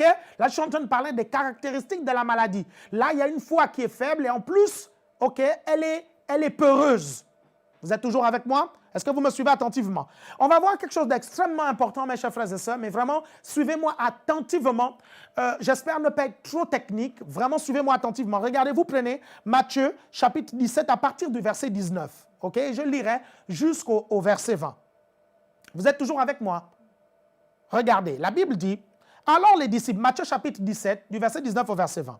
Alors les disciples s'approchèrent de Jésus et lui dirent en particulier, pourquoi n'avons-nous pas pu chasser ce démon? Et Jésus va répondre au verset 20. C'est à cause de votre incrédulité, leur dit Jésus. Et il va donner une autre leçon de foi. Je vous le dis en vérité, si vous aviez de la foi comme un grain de sénévé, oui, vous direz à cette montagne, transporte-toi d'ici là, et elle se transporterait, et j'aime la suite, rien ne vous serait impossible. Rien. Et ça, c'est Jésus qui le dit. Jésus n'est pas un menteur. Est-ce que vous suivez? OK, je vais contextualiser. On se retrouve dans une situation où le Seigneur Jésus va être sur la montagne avec Pierre, Jacques et Jean. Et rappelez-vous, il va même avoir une visitation de Moïse et d'Élie sur le mont de la transfiguration. OK, et les autres disciples, les 9 autres disciples, vont les attendre en bas de la montagne et on va leur amener un malade. Apparemment, cet enfant a un esprit d'épilepsie, un esprit mais vraiment bizarre, qui lui fait faire des trucs bizarres. Et les 9 autres disciples vont essayer de chasser cet esprit et ils ne vont pas y arriver. Et voici Jésus qui descend avec Pierre, Jacques et Jean du mont de la transfiguration. Et il arrive, il trouve des gens en train de parler. Il dit, mais vous parlez de quoi? Et les gens disent, ah, on a envoyé ce petit-là, on a amené ce petit-là chez tes disciples pour que le petit soit délivré, mais tes disciples n'ont pas pu chasser le démon. Rappelez-vous que le Seigneur va s'énerver, il dira, race perverse et incrédule, jusqu'à quand vous supporterai-je? Il dira, perverse et incrédule. La perversité, c'est déformer les choses en fait. C'est détourner le sens originel des choses. C'est détourner l'usage originel des choses. Est-ce que vous suivez? C'est-à-dire, on te prêche sur quelque chose, tu comprends autre chose. Ça peut être un obstacle puissant à la fois. Blaguez pas avec ça. Tordre les choses. OK? Vous êtes toujours là? Il dit race perverse et incrédule, jusqu'à quand vous supporterai-je? Et Jésus va chasser le démon va partir. Et les disciples vont être intrigués. Ils vont dire, c'était tellement facile pour lui. Mais comment il a fait ça? Pourquoi nous n'avons pas pu? Et pourquoi la dernière fois on y est arrivé et là maintenant on n'y arrive pas? Comme beaucoup là en fait. Qu'est-ce qui se passe? Et ils vont poser la question à Jésus. Pourquoi n'avons-nous pas pu chasser ce démon? Jésus va donner une réponse magistrale. Il dira, c'est à cause de votre incrédulité. que vous n'avez pas pu chasser ce démon. OK. Nous allons nous arrêter là et nous allons étudier ce contexte, ce passage biblique. Maintenant, nous allons prendre Matthieu chapitre 17, à partir du verset 20, dans la Bible de Jérusalem, une autre traduction. Matthieu chapitre 17, verset 20 dans la Bible de Jérusalem. Je ne sais pas si la technique a cette version-là. Si la technique a cette version, gloire à Dieu. Je vais la lire. Parce que, donc Jésus va donner la réponse. Vous n'avez pas pu chasser ce démon parce que vous avez peu de foi, leur dit-il. Car je vous le dis en vérité, si vous avez de la foi gros comme un grain de sénévé, vous direz à cette montagne, déplace-toi d'ici là, et elle se déplacera, et rien ne vous sera impossible. My God, il y a des vérités puissantes là à l'intérieur. Si vous voulez que je parle, dis seulement par l'apôtre. Et je vais parler, je vais bien parler. Est-ce que vous comprenez? Vérité puissante. Ok, le Seigneur va dire, si vous avez la foi comme un grain de moutarde, ok, et le grain de moutarde, c'était l'un des grains les plus petits, en fait, de l'époque. Ok, vous suivez? Il dit, vous pourrez dire à cette montagne, ôte-toi de là et jette-toi dans la mer. Or, les disciples n'ont pas pu chasser ce démon. Est-ce que vous comprenez? Et Jésus va leur dire, ils vont demander à Jésus pourquoi n'avons pas pu chasser ce démon. Et Jésus va dire, c'est à cause de votre incrédulité. Dans la version Louis II, dans la version de la Bible de Jérusalem, Jésus va dire, c'est à cause de votre petite foi. Est-ce que vous suivez? En d'autres termes, ils n'avaient même pas la foi comme un grain de moutarde. Est-ce que vous arrivez à comprendre ça, mes chers frères et sœurs? Parce que s'ils avaient la foi comme un grain de moutarde, à cette taille-là, ils auraient pu chasser ce démon-là. Ça veut dire qu'ils avaient une foi encore plus petite que le grain de moutarde. Et c'est là où c'est grave. Comment est-ce qu'on en arrive là? On en arrive là par la rétrogradation. C'est-à-dire que Dieu va te donner une mesure de foi qui peut opérer, mais tu rétrogrades tellement que cette mesure de foi prend une taille où même il y a des versions bibliques qui qualifient ça d'incrédulité. Je ne sais pas si vous comprenez. Vous comprendrez si vous savez la différence entre l'incrédulité et le doute. Parce que l'incrédulité et le doute, ce n'est pas pareil en fait. L'incrédulité, c'est le refus de croire en fait. Le doute ne signifie pas forcément que la foi n'est pas là. Au contraire, le doute est là quand la foi est là. Parce que le but du doute, c'est de déstabiliser ta foi. Donc, lorsque tu mets ta foi en action et que le doute vient, mon cher frère, ma chère soeur, ne te dis pas que tu n'as pas la foi en fait. Le doute vient toujours quand il y a la foi. Le problème, c'est quand tu acceptes le doute.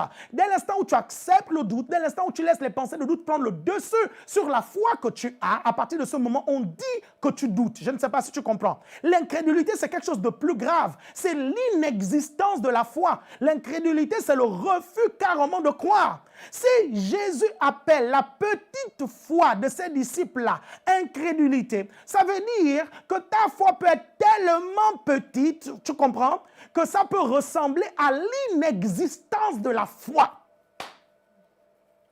Et c'est grave. Et je sais que cet état-là, c'est la rétrogradation qui amène cet état-là. Ça, je suis certain, je le sais. C'est quand on rétrograde. Pourquoi?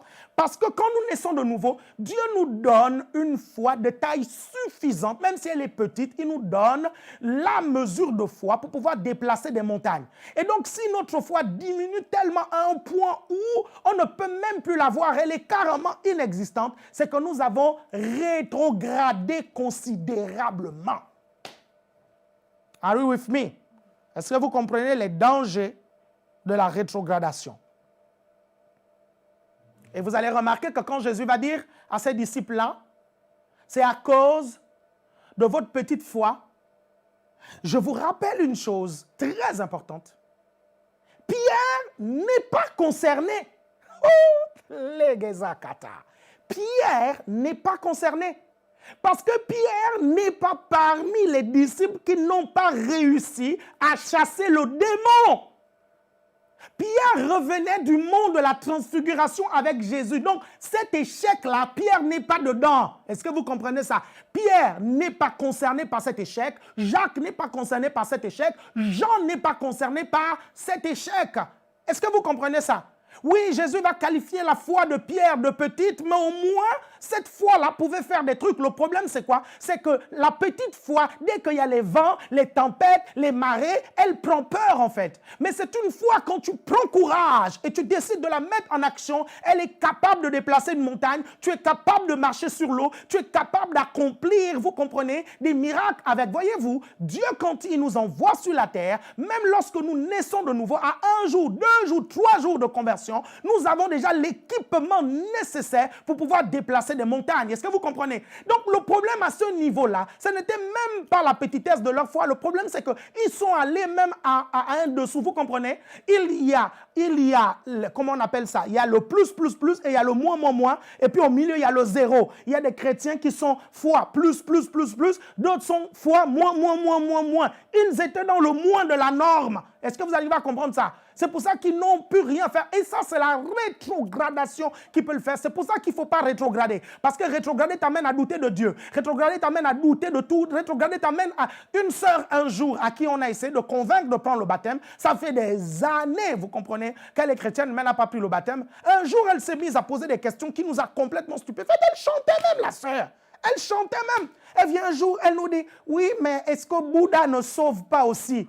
Oui, mais est-ce que les autres religions ne sauvent pas aussi? Tu ne peux pas être à ce stade de rétrogradation. La Bible dit, mais il n'y a de salut en aucun autre, car il n'y a sous le ciel aucun autre nom qui a été donné par lequel les hommes peuvent être sauvés. Est-ce que vous comprenez? La Bible ajoute, il y a un seul médiateur entre Dieu et les hommes, le Christ Jésus. Jésus a dit, je suis le chemin, je suis la vérité, je suis la vie, je suis la porte. Ça, c'est une vérité fondamentale du christianisme. Dès que tu commences à douter de cette vérité, tu commences à rétrograder. I'm sorry for you. Je suis désolé pour toi. Tu ne peux pas douter des choses comme ça. Vous êtes toujours avec moi? Vous me suivez attentivement? C'est quoi la cure de la petite foi? C'est quoi la cure? On a fait le diagnostic. On a déterminé une première maladie. OK. Maintenant, c'est quoi le médicament? C'est quoi la cure de la petite foi? Si vous avez une petite foi, je vous ai dit tout à l'heure, vous aurez peur. Hein? Vous allez chanceler. Hein? Vous allez douter très facilement parce que votre foi est petite. OK? Maintenant, c'est quoi la cure? C'est quoi le médicament? Premièrement, vous vous exposez considérablement aux enseignements sur la foi. Il faut beaucoup écouter les enseignements sur la foi. Vous écoutez, vous étudiez et vous confessez. OK? Premièrement. S'exposer aux enseignements sur la foi, fuir les enseignements sur l'incrédulité. Est-ce que vous me suivez? Fuir les enseignements qui disent des choses contraires à la foi. Fuyez-les. Écoutez, mes chers frères et sœurs, vous connaissez votre vie et vous savez ce que vous voulez faire plus tard. Si vous voulez vivre une grande vie, vous avez intérêt à développer la foi. N'écoutez pas ces personnes-là, en fait, qui disent « Ah oui, vous prêchez l'évangile de la prospérité. » nanana. Il y a quelques personnes stupides qui sont passées, en fait, regarder nos vidéos. Oui, ils sont stupides. Si vous êtes parmi ces personnes-là, vous êtes stupides, je vous assure. Passent regarder, ils disent non, il est en train de prêcher l'évangile de la prospérité. Je suis en train de parler de la foi là. Je parle de la foi là. Mais sois pas bête. Tu comprends ça? Il faut écouter quand même. Il faut écouter. Pourquoi les gens sont bêtes comme ça? Non mais franchement, et là, tu es en train de les insulter. Non, je les qualifie, caractéristiques. Je parle de la foi, vous comprenez? Ils viennent y mettre des commentaires. Si ce que je dis ne t'intéresse pas, passe ton chemin. Hein? Mouf. Oh. C'est quoi ça? Va écouter les gens qui t'intéressent. Donc, mes chers frères et sœurs, écoutez les enseignements de la foi qui boostent votre foi. Est-ce que vous suivez ça? C'est ça la cure. Saturez-vous de ça. Quand vous sentez que vous traversez une situation et vous avez peur, c'est que votre foi elle est faible. Écoutez les enseignements qui vont booster votre foi. Il faut qu'à la fin de l'enseignement, la peur disparaisse. OK? Il faut te saturer de ça. Sature-toi de ça pour que la peur disparaisse et que la peur parte. OK? Deuxième médicament qu'il faut prendre dans cette ordonnance, il faut te battre à rester concentré sur ce que Jésus dit dans sa parole. OK? Connaître ce que Jésus dit, c'est important, mais reste concentré dessus. À chaque fois que la peur vient, remets-toi. Rappelez-vous ce que Proverbe chapitre 4, je pense, le verset 20 dit, je pense, mon fils, sois attentif à mes paroles qui ne s'éloignent pas de tes yeux. Donc, restez focalisé. Tant que Pierre, qui avait une petite foi, gardait ses yeux sur Jésus, OK, est-ce que vous comprenez ça? Hein? il réussissait à marcher sur l'eau. Mais c'est quand il s'est défocalisé de Jésus, il a commencé à regarder les vagues, il a commencé à regarder les circonstances. Écoutez-moi, je vous donne un conseil. Écoutez-moi, bien-aimé. Écoutez-moi, bien-aimé. Si vous savez que vous avez une petite foi, vous avez tout le temps peur, n'allez pas regarder les informations qui foutent la trouille. Est-ce que vous suivez ça? Demandez à quelques proches de vous donner des nouvelles informations du gouvernement. Par exemple, confinement levé. Par exemple, nouvelles mesures du confinement. Mais ne regardez pas ce qui se dit à la télévision si vous avez peur. Est-ce que vous comprenez ça? Ça va tuer, ça va attaquer votre foi, surtout si elle est petite. Vous avez besoin de vous saturer de la parole de Dieu. Est-ce que vous arrivez à me comprendre, mes chers frères et sœurs? Est-ce que vous comprenez ça? C'est important. Vous allez voir des chrétiens qui vont regarder ça, ça ne leur fera rien du tout. Moi, quand je regarde ça, ça ne fait rien du tout. Vous savez, j'ai développé mon esprit de telle sorte que quand quelque chose, une parole qui veut porter atteinte à ma foi, qui veut bousculer ma foi, vient vers moi, l'onction se réveille en moi et je confesse le contraire.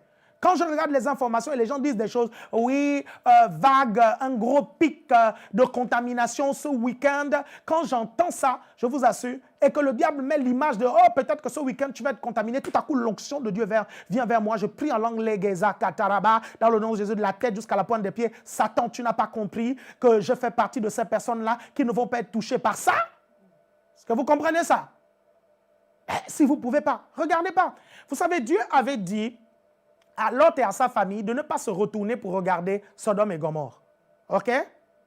Dieu avait dit ça. Mais pourtant, quand vous voyez Abraham qui vient croiser son neveu ou qui regarde Sodome et Gomorrhe, vous suivez, il va regarder la direction où Dieu, la direction que Dieu avait interdit en fait à Lot et à sa famille de regarder. Pourquoi? Parce que Abraham avait une foi plus forte que celle de Lot. Il y a des personnes qui ont une foi plus forte, ils peuvent regarder ces infos-là, il n'y a pas de problème, ça ne fait rien du tout. Mais il y a d'autres, non, ne regardez pas, parce que votre foi est faible. Est-ce que vous comprenez? C'est comme quelqu'un qui se soigne de la grippe, du rhume, et qui va encore dans le froid, ok, dans le froid, et la personne n'est pas couverte correctement. Ou sous le froid, je ne sais pas comment vous dites ça. Est-ce que vous êtes toujours avec moi? Ok. Donc, un autre médicament, pratiquez la présence de Dieu. Pratiquez la présence de Dieu. Priez constamment. Soyez dans la présence de Dieu. Un jour, le Seigneur m'a dit, ma présence fortifie ta foi. Ma présence fortifie ta foi. Parce que déjà, même en tant qu'humain, quand tu es en présence des chrétiens qui ont une foi forte, tu sens que ta foi est boostée, à plus forte raison, Dieu. Vous comprenez? Dieu a toujours eu la foi. Hein? Dieu n'a jamais connu de foi faible, de foi malade ou de foi ceci, cela. Dieu a toujours eu la foi. Donc, quand vous êtes avec Dieu, quand vous parlez avec Dieu, vous êtes constamment avec Dieu, vous comprenez? Il va fortifier votre foi. Donc, restez constamment dans la présence de Dieu. Amen. La cure à la petite foi aussi, c'est utiliser très souvent votre foi pour la développer. Parce que, rappelez-vous, un muscle se développe aussi avec l'exercice. Donc, si vous ne rencontrez pas, je prends un exemple très simple, hein, vous êtes tranquille chez vous, vous n'avez pas de problème avec le coronavirus et vous n'êtes pas contaminé, vous voulez développer la foi contre le coronavirus, priez pour les personnes qui ont le coronavirus, ok? Mais restez quand même chez vous, faites-le au téléphone, hein, n'allez pas imposer les mains, hein, vous suivez? N'allez pas dire, je vais prier, j'impose les mains. Non, ne faites surtout pas ça. Déjà que votre foi, elle est petite, tu es en train de la développer, tu prends des risques énormes. Non, au téléphone, prie avec les personnes qui souffrent du coronavirus, ok? Et mets ta foi en action.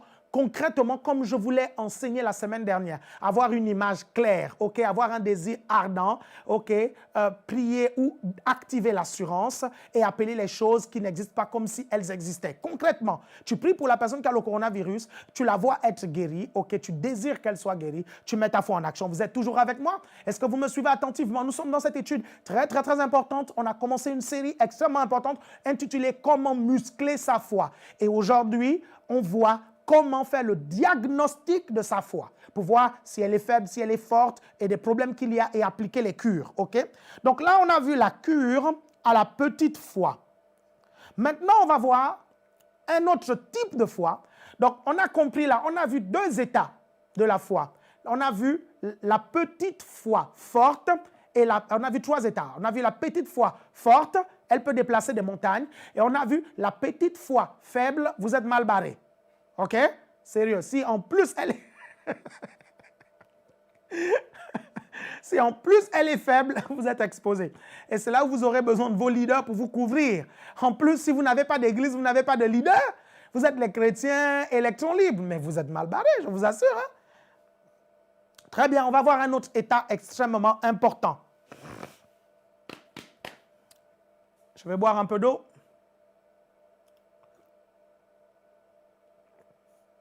Si vous voulez que je continue, dites-moi continue. Il faut que ça bouge là. Hein? C'est bon, continuez, ça bouge. Le chiffre est en train de monter. Je pense que les gens de l'autre côté des Amériques nous ont rejoints. Salut à tous les Canadiens qui nous regardent. Salut aux Guadeloupéens. Je sais que vous venez de vous réveiller, mais c'est bien que vous puissiez prendre votre dose de café de la parole de Dieu, OK? Très, très bien. Donc, partagez aussi et réveillez aussi les autres qui sont en train de dormir pour écouter cet enseignement-là. C'est vrai, vous le prenez en plein milieu, mais je n'ai pas fini. Et vous aurez encore des rémas et des paroles qui vont vous bénir. Alléluia. Amen. Je vous ai dit que ça allait être un peu long parce qu'il y a beaucoup de choses à voir. Et on va voir ça aujourd'hui parce que demain, il y a autre chose à voir. OK? C'est un sujet tellement important, mes chers frères et sœurs, que c'est important que vous puissiez saisir ça. OK? Partagez. Show, comment on dit encore partager en anglais? Share. OK? Un autre état de la foi, la grande foi. Ça, c'est celle-là que j'aime. Je kiffe cette foi-là. Maintenant, vous prenez Matthieu chapitre 15, à partir du verset 21, nous lirons jusqu'au verset 28. Vous allez voir un exemple de grande foi et je vais vous donner aussi un autre exemple de grande foi tout à l'heure. On va lire Matthieu chapitre 15 du verset 21 au verset 28. J'espère que chez vous, vous lisez. Jésus partit de là et se rendit dans le territoire de Tyr et de Sidon. Une femme cananéenne qui venait de ces contrées-là, lui cria: aie pitié de moi, Seigneur, fils de David. Ma fille est cruellement tourmentée par le démon. Il ne lui répondit pas un mot. Ça, c'est Jésus. Hein. Ses disciples s'approchèrent et lui demandèrent: renvoie-la, car elle crie derrière nous. Il répondit: je n'ai été envoyé. Étienne était parmi les disciples. Hein.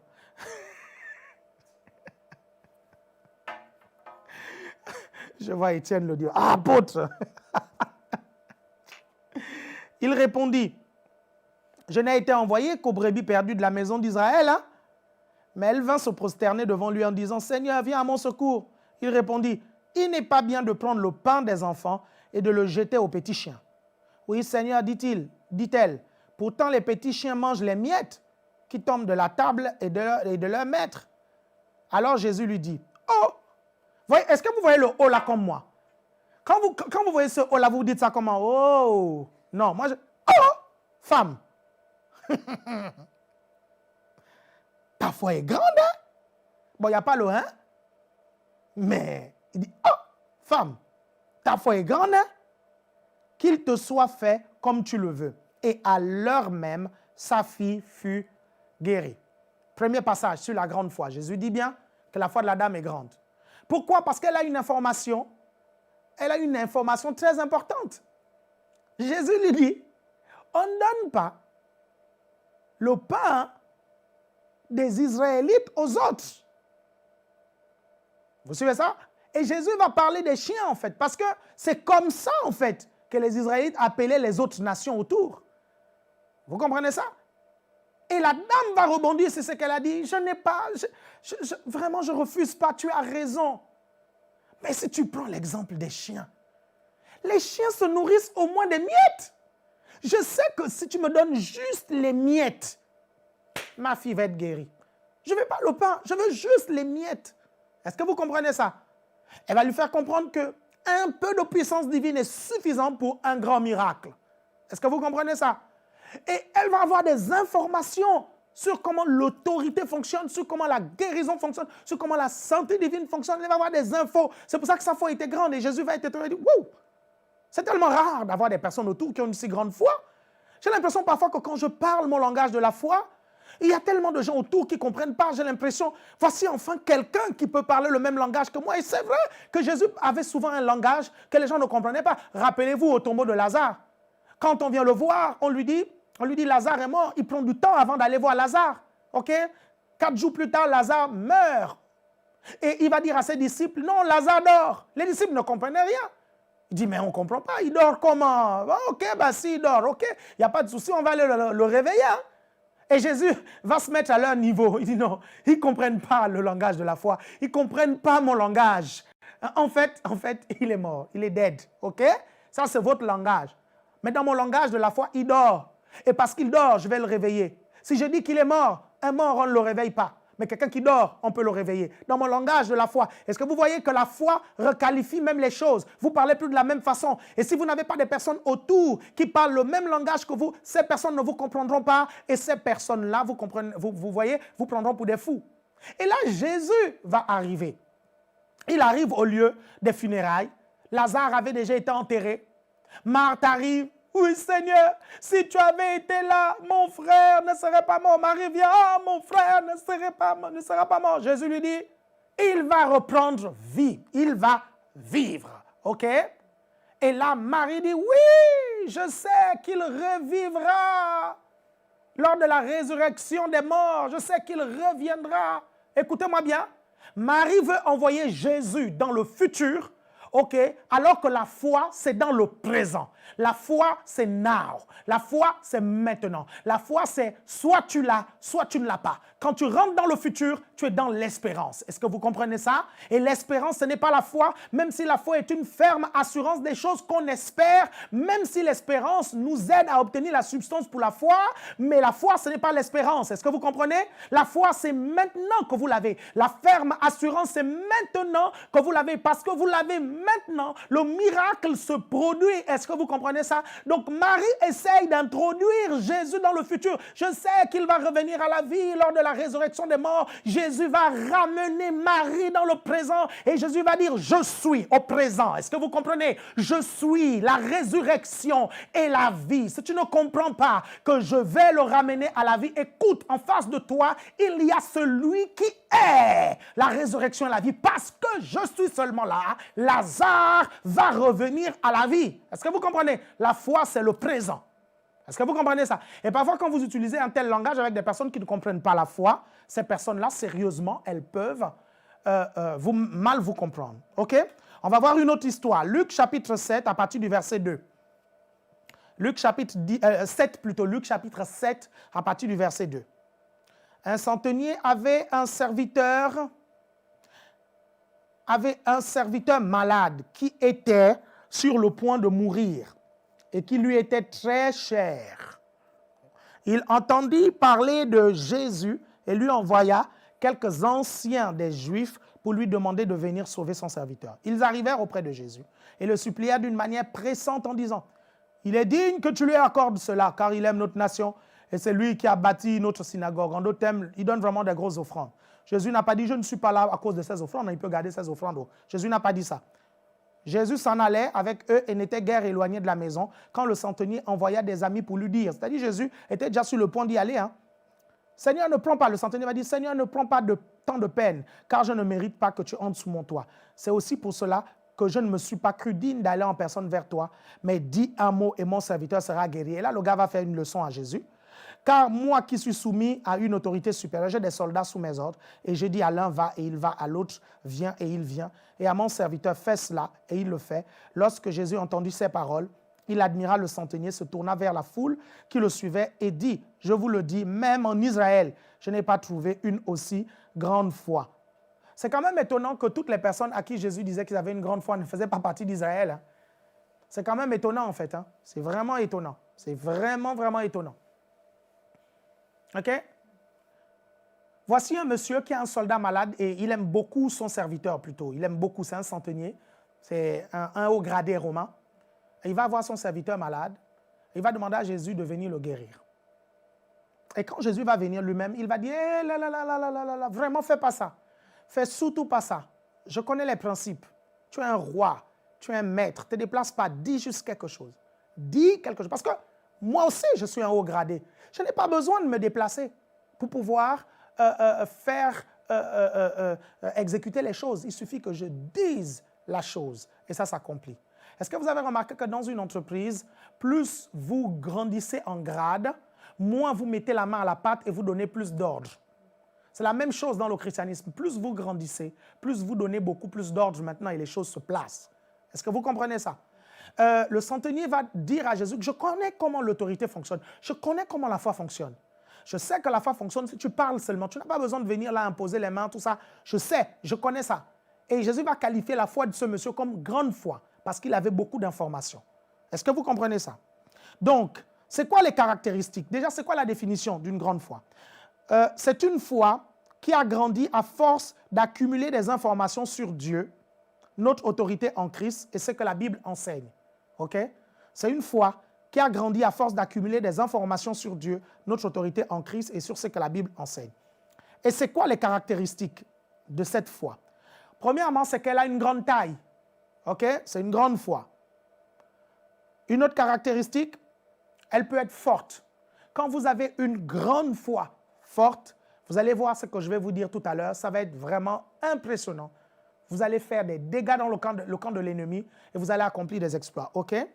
L'autre caractéristique, c'est que la grande foi peut être aussi faible. Elle peut être faible, pourquoi? Si vous ne vous exercez pas assez. Si vous ne vous alimentez pas assez, votre foi peut s'affaiblir. Quelqu'un m'a posé la question, en fait, est-ce que ça peut arriver que tu as développé la foi et puis que tu n'as plus la foi dans ce domaine que tu avais développé? Oui, tu peux comme perdre ta foi. Ta foi peut s'atrophier à un point où c'est comme si elle était même inexistante parce que la foi, ça se nourrit. Ça se nourrit comment? Ça se nourrit en écoutant des enseignements sur le domaine. Ça se nourrit en s'exerçant dans le domaine. OK? Quand vous exercez constamment votre foi, elle prend du gabarit et elle prend de la force. Et le problème de beaucoup de chrétiens, parfois, qui ne font pas des exploits avec Dieu, même s'ils connaissent beaucoup de choses, et ces chrétiens-là remplissent nos églises, c'est qu'en fait, ils connaissent beaucoup de choses, mais ils ne sont pas sur le terrain pour pratiquer ces choses-là. C'est généralement des personnes qui n'évangélisent pas, qui ne gagnent pas des âmes au Seigneur et qui ne s'occupent pas d'autres âmes, parce que vous n'avez pas la possibilité d'exercer vraiment votre foi correctement ou en totalité si vous ne vous occupez pas des gens, en fait. Est-ce que vous comprenez? Il y a l'exercice de votre foi pour vous-même, mais il y a l'exercice de votre foi pour les autres et c'est important. Amen. Vous êtes toujours avec moi? Donc, l'autre caractéristique de la grande foi, c'est qu'elle peut s'atrophier. Je l'ai dit tout à l'heure. Un muscle qui ne travaille pas s'atrophie. Elle peut s'atrophier parce que vous ne vous exercez pas. Elle peut s'atrophier aussi parce que vous avez considérablement rétrogradé et vous ne l'utilisez pas. Est-ce que vous me suivez attentivement? Très bien. Maintenant, les effets d'une grande foi. Je vais terminer avec ça. Les effets d'une grande foi. Quand vous avez une grande foi et forte, OK, les manifestations arrivent plus rapidement. Quand vous avez une grande foi et forte, vous allez faire des exploits dans la vie. Quand vous avez une grande foi forte, vous aurez des percées surnaturelles. J'ai un enseignement que je vais vous donner peut-être la semaine dernière. Le titre de ma prédication, c'est la trinité des percées surnaturelles.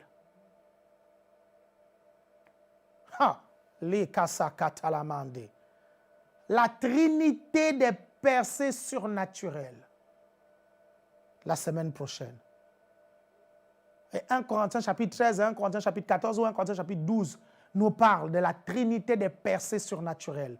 La foi, l'espérance et l'amour. Les trois. On va voir comment on va associer les trois pour que la foi puisse vous amener à faire des percées surnaturelles. La grande foi forte nous amène dans le repos de Dieu. OK? Cette dimension où quand les problèmes viennent, ils sont pulvérisés systématiquement. La foi, la grande foi forte va mettre dans votre environnement ce qu'on appelle l'esprit de foi. Et l'esprit de foi est contagieux, il contamine votre environnement.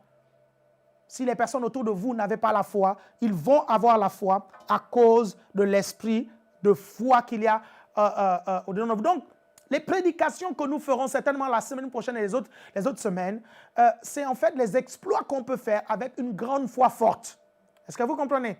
Et je vais vraiment vous encourager. Nous prendrons des passages bibliques et je vous encouragerai pendant ce temps de confinement, je vous le dis, pendant 3 jours dans la semaine, je suis avec vous pour booster votre foi. Je sais que beaucoup d'entre vous, depuis que vous regardez ce live, vous avez senti que votre foi est vraiment boostée. Amen. Amen. Faites-le moi savoir. C'est important que nous le sachions. Amen. Pour témoigner avec vous et pour véritablement être encouragé. Waouh, waouh, waouh, waouh. J'ai enfin terminé. Je vous avais dit que ça allait être long. 1h30 d'enseignement. C'est la première fois que je mets autant de temps depuis que j'ai démarré ces lives. Mais c'était important que je puisse terminer, vous comprenez, cet enseignement-là aujourd'hui parce que demain et après-demain, nous avons encore d'autres choses à voir. Oh, gloire à Dieu. Maintenant, pour les annonces, sachez que ce dimanche, je prêche aux 2 services. Donc, je prêche, j'enseigne à 10h15 et j'enseigne à 13h15. Et toutes les églises doivent être connectées.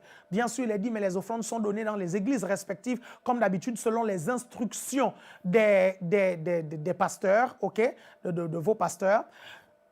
Sachez qu'il y a une instruction que j'ai donnée aussi sur... voilà, sur les dîmes et les offrandes, suivez les instructions de vos pasteurs. Gloire à Dieu. Autre chose. Donc, le clip du pasteur Gentil est déjà sorti le 17 avril. Nous avons la sortie du projet du pasteur Grâce, Mon Trésor. Est-ce qu'on peut nous le projeter ou nous le montrer? Non. OK. C'est pas grave. Très, très bien. En tout cas, je crois que vous avez été bénis par cette émission. On se retrouve demain, 12h30. Donc, partagez et encouragez les gens à venir se connecter. Demain, 12h30, on se retrouve encore pour partager la parole de Dieu. Je vais parler de la musculation encore de notre foi. Je parlerai des actes correspondants à notre foi. La Bible dit la foi sans les œuvres, elle est morte. Je parlerai des actes correspondants. Vous étiez nombreux à nous regarder sur YouTube. Sur Instagram, toujours le même chiffre, hein? 11 000 personnes sur Instagram, il y a juste ça. Mais ce n'est pas croyable, ça. Franchement. Je vais rester sur YouTube, pardon. OK? Que le Seigneur vous bénisse. Non, mais c'est vrai, je vous assure. Oh, Instagram, il y a beaucoup de gens. Instagram, il y a beaucoup. Il n'y a pas beaucoup de gens sur Instagram chez moi. Chez moi, il y a beaucoup de gens sur YouTube. OK? Vive YouTube! Gloire à Dieu, il y a eu à la réalisation la sœur Cindy Falia, il y a eu au réglage des caméras le frère Jimmy De Souza et le frère Kevan Moubamba, le cousin de Mayombo, du petit Mayombo. Écoutez, le Kevan Moubamba, vous connaissez vraiment un vrai Gabonais. Très, très bien. Il y a eu au service la sœur Angela Piuti, il y a eu à la supervision générale la ministre Sabrina Samid. Vous avez regardé ce live avec moi, le pasteur Alain Patrick. Je vous dis à demain. Ciao, bye bye. Restez dans la foi. Ne cédez pas à la peur. On va y arriver. Que Dieu vous bénisse.